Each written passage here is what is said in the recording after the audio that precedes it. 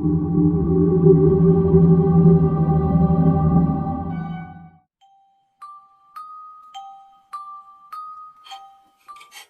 stared at the clock on the wall, its hands inching closer to midnight with each agonizingly slow tick. My name is Daniel, and I worked at a funeral home for the past 2 years. It wasn't exactly the career I had dreamed of, but it paid the bills, and I had grown somewhat used to the eerie atmosphere. There was something oddly peaceful about being surrounded by the departed, knowing that you were helping families say their final goodbyes. The funeral home was an old Victorian mansion, with creaky wooden floors, dimly lit hallways, and countless rooms filled with the memories of those who had passed on. My job primarily involved preparing the deceased for viewing, arranging flowers, and assisting the grieving families as best I could. It wasn't glamorous, but it was a job, and I had learned to detach myself emotionally from the work.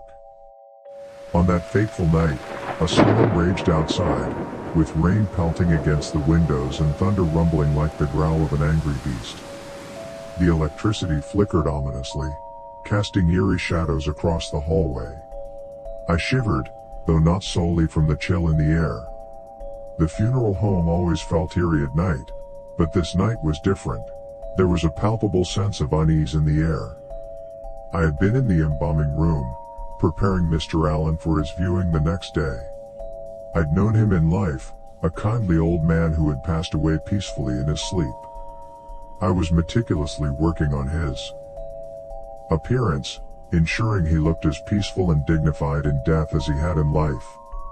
As I applied the makeup to his cold, lifeless face, I felt a sudden chill, like someone had walked past me. Startled, I looked around the dimly lit room, my heart racing.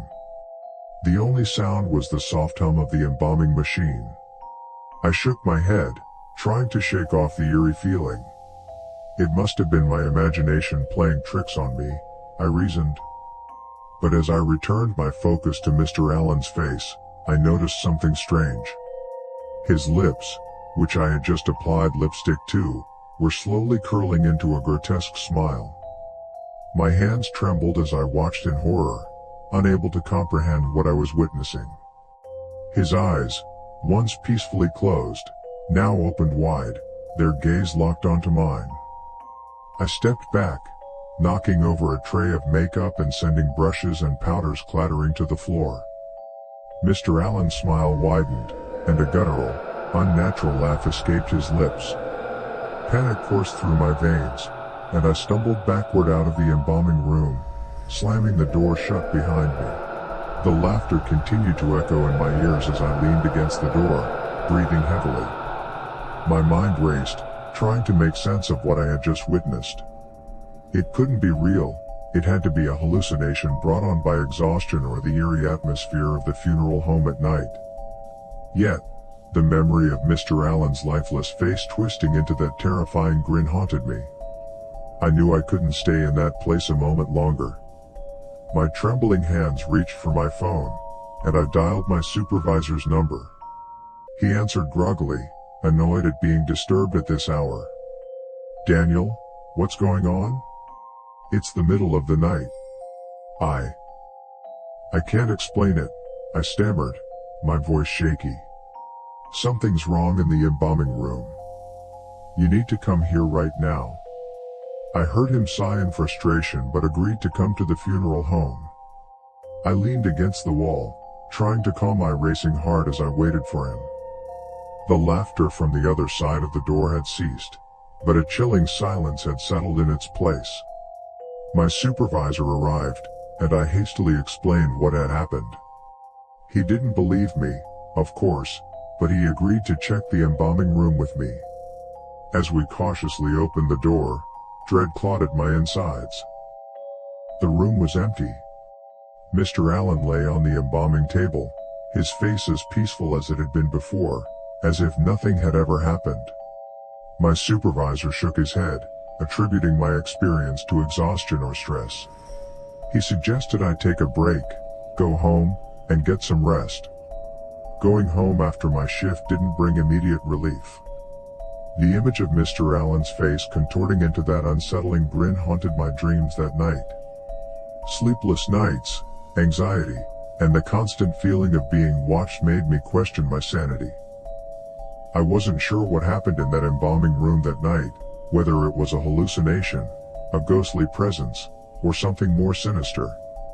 I decided to confide in my closest friend, Barbara, about the nightmarish experience. Barbara was a sensible, level-headed person, and I hoped she could offer some logical explanation to ease my troubled mind. We met at our favorite coffee shop, and I recounted the events of that chilling night in hushed tones. As I spoke, Barbara's expression shifted from curiosity to concern. "Daniel, are you sure it wasn't just your imagination?" she asked gently. I sighed, my fingers nervously tapping against my coffee cup. That's what everyone says, but it felt so real. I can't shake the feeling that something unnatural happened. Barbara leaned forward, her eyes locking onto mine. "You know, my cousin, Linda, she's into all that paranormal stuff. She might be able to help you make sense of it. At least, it wouldn't hurt to talk to her." I was skeptical, but I was also desperate for answers.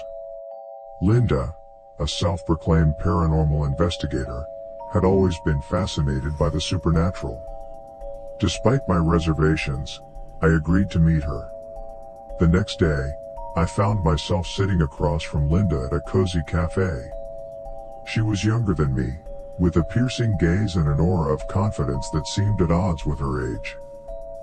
"Tell me everything, Daniel," Linda said, her voice soft yet unwavering.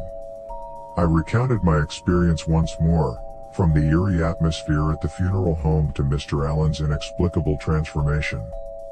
Linda listened intently, occasionally scribbling notes in a leather-bound journal. When I finished, she leaned back in her chair, tapping her chin thoughtfully. "This sounds like a classic case of residual energy," she said. "Sometimes, powerful emotions or traumatic events can leave imprints on a place, causing strange occurrences. It's like a playback of a moment in time, and you were there to witness it." I frowned, struggling to wrap my head around the concept. "But why me? Why that night?" Linda smiled knowingly. "Some people are more sensitive to these energies than others. It could have been a combination of factors, your state of mind, the storm, or something else entirely." She then suggested that we visit the funeral home together to see if we could detect any unusual energy. I was reluctant, but I couldn't deny that I needed closure. So, we set a date and returned to the old mansion one evening, armed with EMF meters, digital recorders, and other paranormal investigation equipment. The atmosphere inside the funeral home was as eerie as ever. Linda led the way, and I followed, my heart pounding. As we explored the various rooms, we occasionally picked up faint readings on our devices, and Linda noted them in her journal. She explained that these readings were consistent with residual energy imprints. But the most unsettling part of the investigation came when we entered the embalming room. The temperature dropped, and I felt a cold breeze pass right through me.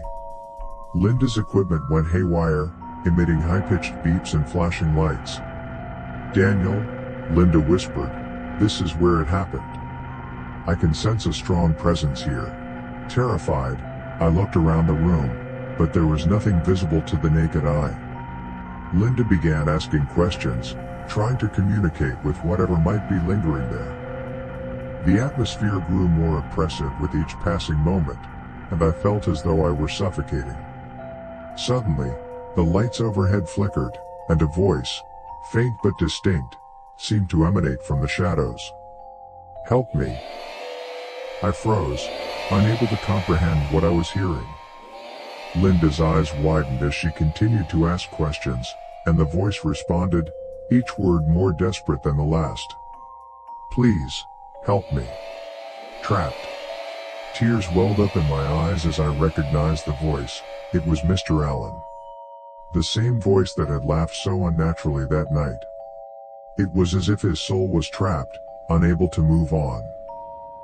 Linda and I exchanged a horrified glance, and without a word, we left the embalming room, fleeing from the oppressive presence.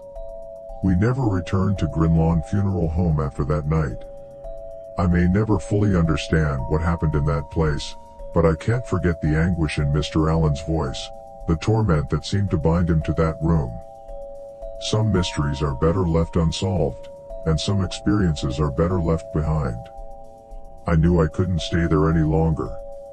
I quit my job that very night, without notice or hesitation. As I walked out of the funeral home, a new storm outside raged, but I didn't care.